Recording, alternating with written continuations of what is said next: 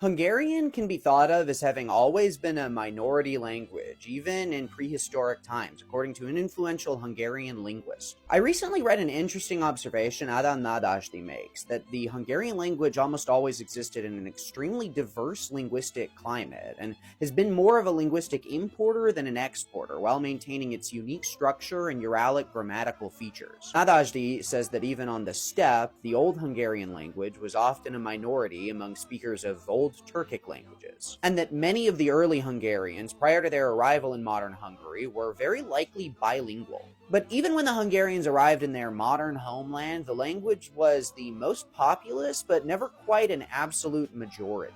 Slavic languages, German, Romanian, Yiddish, Romani, and more were widely spoken across the country. Given that, it's unsurprising that Esperanto, a constructed language intended to be a universal second language, has always been extremely popular in Hungary, with more speakers per capita than basically anywhere else today.